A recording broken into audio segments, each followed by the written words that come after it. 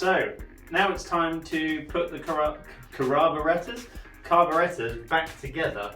I've laid everything out in a very organised fashion on this workbench, which is a hotel desk, because that's where I'm staying. So starting from left to right, we have a vernier caliper which we'll need to use for setting the float heights. Sorry, digital caliper, not a vernier caliper, because a vernier caliper is the scale on a manual caliper. This is digital caliper. Anyway, fuel hose, brand new, 2 different sizes. This is all the old pipe which I'm going to need to get the lengths to cut the new hose to. All new hose clips, all new screws. Now I've gone for cap head screws, which are Allen key bolts, all stainless steel so they won't rust, spring washers and normal washers. These are really handy. You should get yourself some of these. These were like £5 from eBay for cleaning out the jets, all the tiny little holes. You can go and then clean them. Right, here's everything I labeled when I took it apart. So you've got different brackets, different springs and stuff like that. We'll come to all that.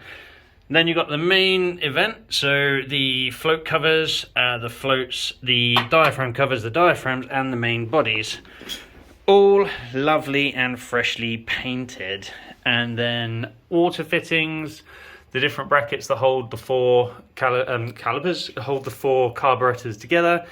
And then we've got the floats and the jets, and not the floats, sorry, the butterflies and the jets and everything that needs to go back in them. Right, so let's get cracking. First thing I'm going to do is pop the diaphragms back into the bodies, because I'm worried about these because I don't want to get them damaged. Here we have the Haynes manual with the exploded diagram of the carburetor. Thankfully, because I can't remember how this goes back together 100%. You get the gist of it. So this side we're going to put the diaphragm in, and then the jet needle, and then the needle retainer, and then the spring, then the cover, and then a washer, then a lock washer, and then a screw. And the screw in this particular instance is an M4x18. However, one of the carburetors, I can't remember which one, has a bracket that attaches to it. This is why I label things. So diaphragm and carb cover 3. So carb 3 had this bracket on it, which goes on at the same time as the diaphragm cover. Okay, let's get carb 1 done, and then I'll do the other 3 off camera. This will only go in one way because it is offset. So if you put it in the wrong way, I will demonstrate, it won't actually go in, it won't fit. So you can't get it wrong. So we'll pop that in there. Here we go, diaphragm and cover carb 1. And I'm pretty sure I put the needle in here, yep. So the jet needle controls the level of fuel when your throttle is between sort of 80 and 20%, or 20 and 80%. And it goes in there, like so. Then the retaining spring thing, and the spring, doing, and then the cover, like so. And then we'll put a screw and a couple of washers in each corner. So I'm going to pop a spring washer on, and then a flat washer, and then my nice brand new screw. And we don't want to do anything up too tight, just want to nip it really. There we go, so that's nice and done there, and you will see now that is working perfectly, whereas before these were frozen stuck solid. So this is the main jet holder, right? And this is the main jet in the end. So you can see there the hole going through is nice and clear. Now the way the jet needle works is when the diaphragm opens up like this,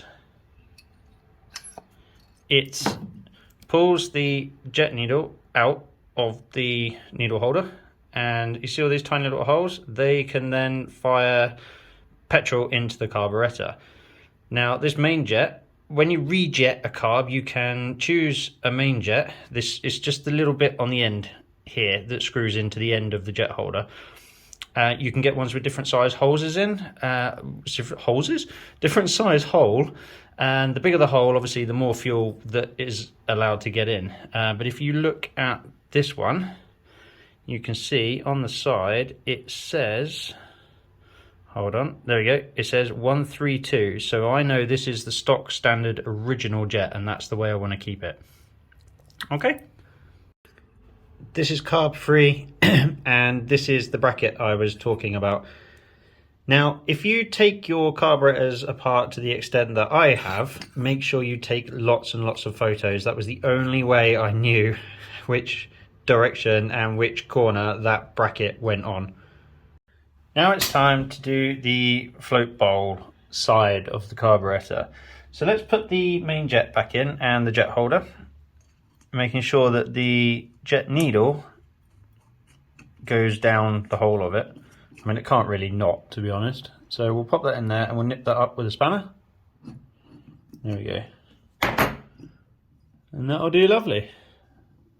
All right, next up, I'm going to put this in. Now, this is the air fuel mixing screw.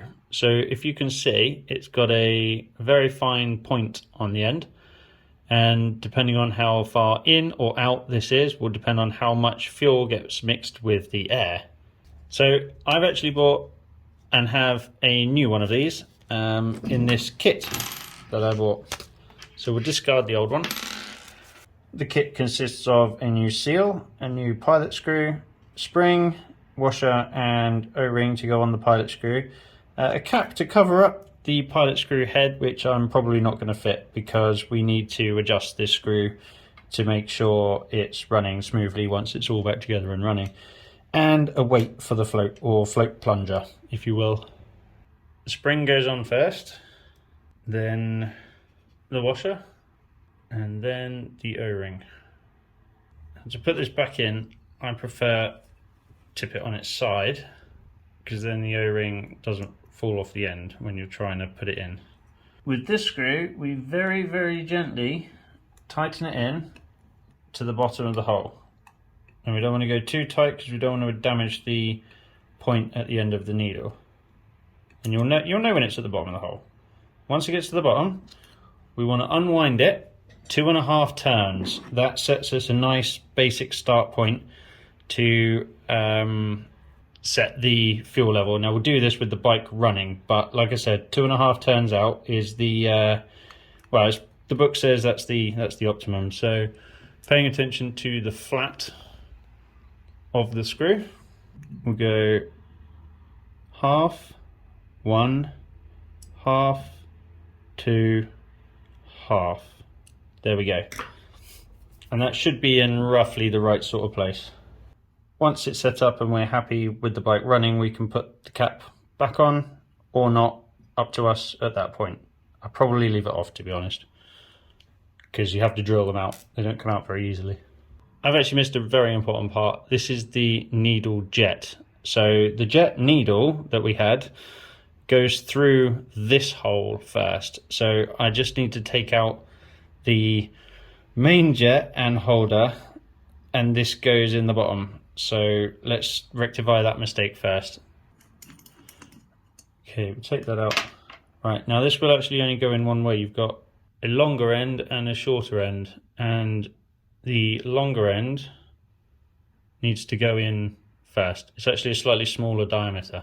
So even though the difference is actually only 0.25 of a millimeter, it will only fit in one way because it needs to go through that hole in there where the needle goes through, and it will only fit one way because that hole is 5 millimeters in diameter. So the 5.25 diameter won't fit in. So we'll pop that in there, and you'll know if it's right because, like I said, you can see it come through the hole there. And once you put that in, you can put your main jet back in. So the main jet controls the amount of fuel when you're from 80% to full throttle, because obviously the needle is completely out there now, so it will allow maximum amount of fuel through, hence why it matters how big the hole in the main jet is. Now this little guy is the pilot jet, so this controls the fuel flow at idle.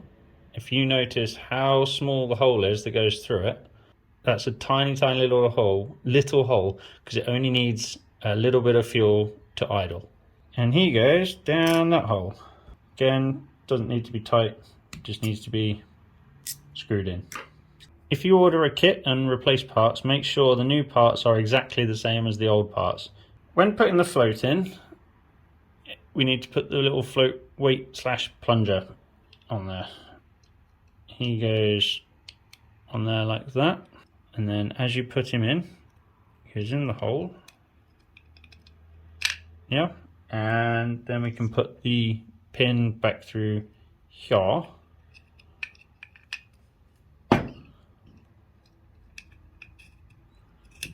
When it's on the bike, it's upside down, it's like this. So when the fuel fills up the carburetor, the float rises, and once it gets to a certain point, the plunger that we've just put in there blocks the hole, so it stops the fuel from going into the engine. Now at that point, that's where we need to check that this is sitting at the right height, else if it's too low there won't be enough fuel in the carburetor, and if it's too high there will be too much fuel in the carburetor.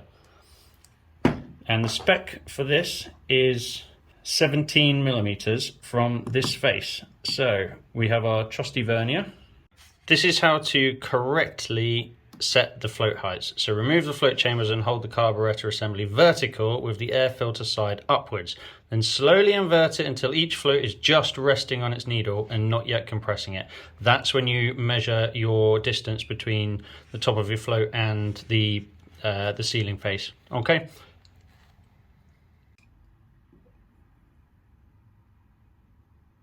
The way to adjust this to get the right height, the metal tab that is holding the plunger, we need to bend it.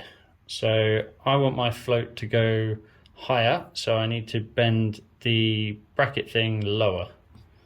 Now this is a very delicate job because you don't want to break anything at this point. It'll be very sad.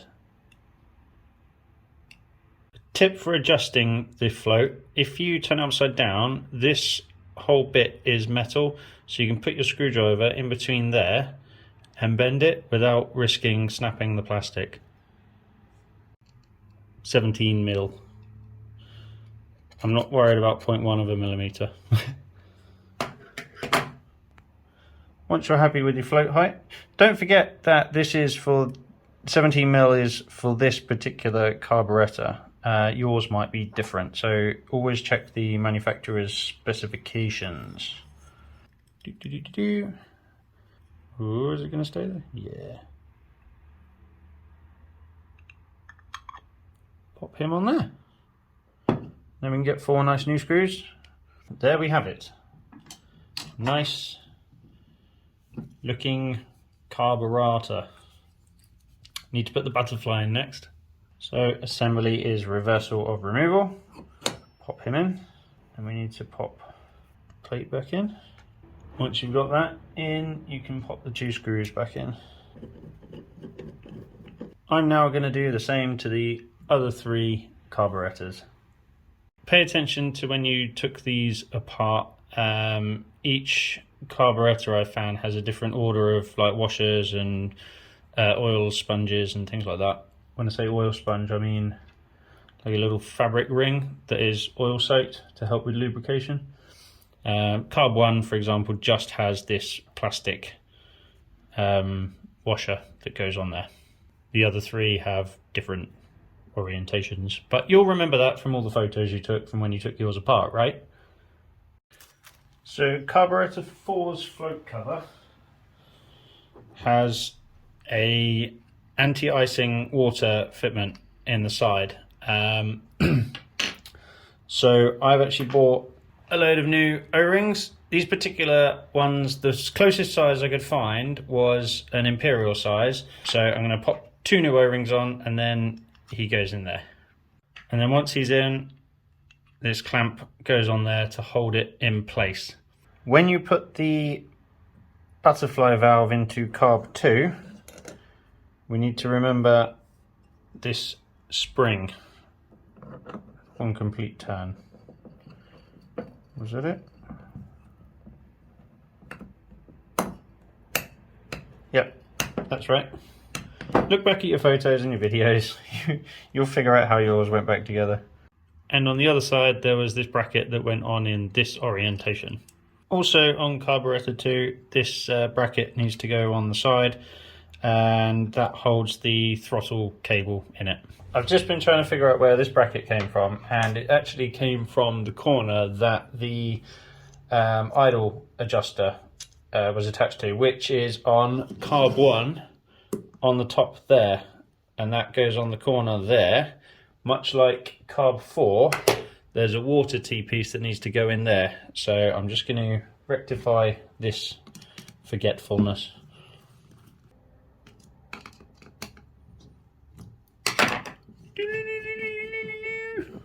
Now we've got the 4 carburetors ready to be bolted together, I'm going to put all the O-rings on these water fittings before I forget.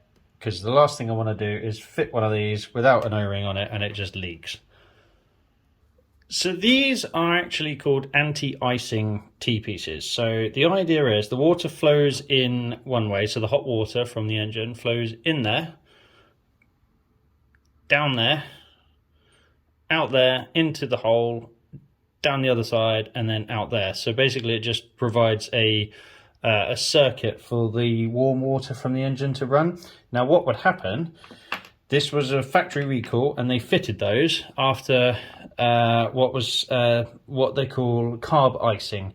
Now at speeds, the fuel and the air mixture can cause ice to develop on the inside of these. Now it's all very well if that develops whilst the butterfly is like there or closed. However, what is possible is that it can freeze whilst that is wide open, sending maximum fuel, maximum air into the engine and full throttle with no way of turning it off. Well, obviously you've got your kill switch, but yeah, it was causing some accidents and probably some deaths.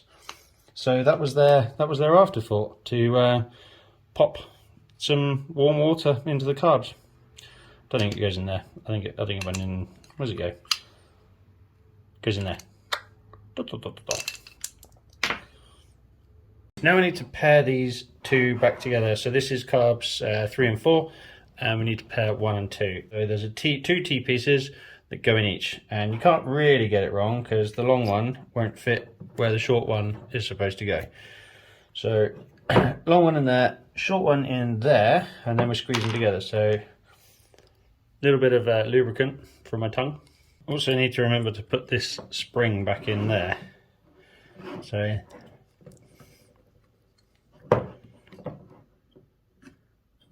make sure the butterflies are both closed. Push them together. And exactly the same with carbs 1 and 2. Now we're ready to put the two pairs together, and just need to pop these in here first. One in there. Perfect. We need to line the butterflies up like so. The first bracket I'm going to put back on is this one on the back here. So these are M5 by 10s. I forgot to get some M5 washers. I'm going to have to revisit this at a later date to put the washers in. But I'm going to nip these all up for now. Like so. Now we've got one of the brackets back in, I'm going to pop the choke cable back in, which requires, sorry, not choke cable, the idle adjuster, which requires this washer, this spring, and then it goes down. Okay, it probably would have been easier to do before I clamped them together, definitely. Where's that washer gone? No, it's the washer survived, it's still on there. So it goes into this bracket in there. Is it going in? Yeah. Can you see? Going in its little bracket? Where it came out of? Where it lives? Oh, where it lives, where it resides. So this bracket goes on here, but we need to put these in at the same time. and then we need to put the bolts in, which are M6 by 16. I need to cut the pipe lengths to go between them. So pop these in the bracket, line them up with the holes, and then push them in. Okay, once you've finished faffing around with that, pop this little pipe back on here. And the choke bracket thing. So this links onto all the choke plungers. Yeah. And in turn slides and opens them all at the same time.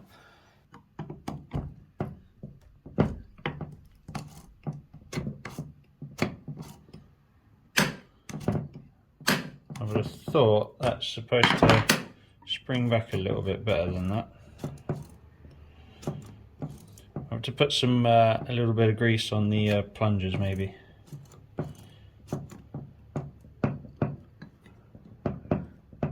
Or maybe that washer underneath there is not helping. See, I don't think there's supposed to be a washer under there. It doesn't make sense to put one there. I'm actually going to put the washer on that one because he doesn't have a doesn't have a screw in that one. I think that might make a bit more sense.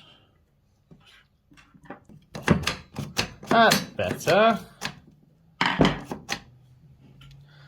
And then there's a spring that goes on here.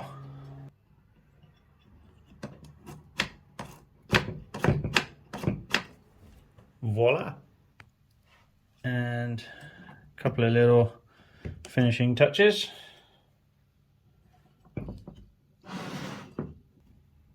Goes on there. Oh, I need a little clip. Un momento, por favor. That's the right size.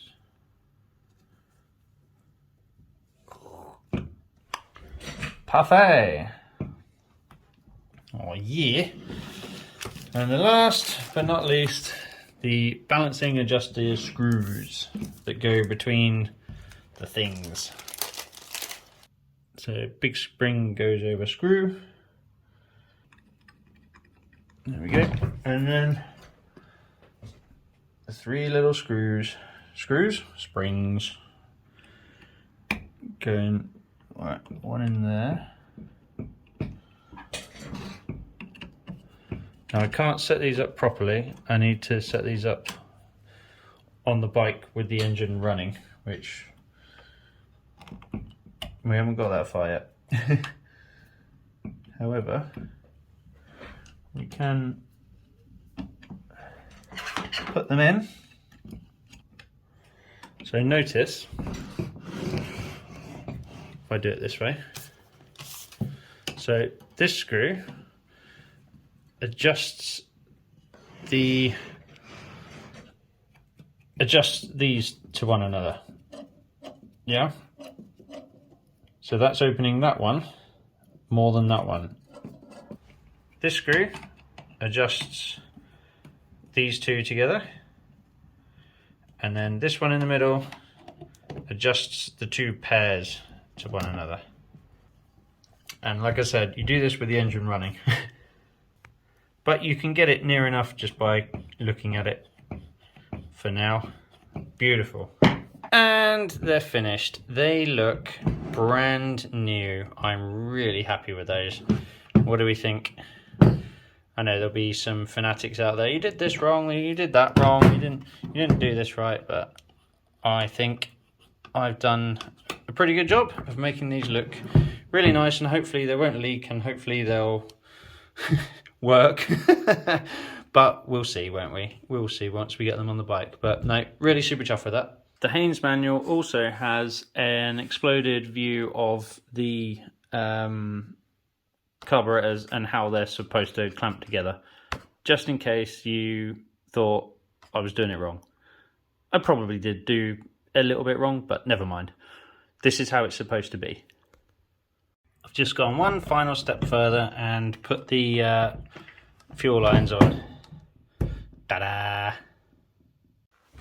So if you enjoyed watching me put these back together and build these and make these, then hit that subscribe button. Don't forget to give me a thumbs up if you thought it was worthy of a thumbs up, and I will see you next time. Thank you very much for watching. Cheers.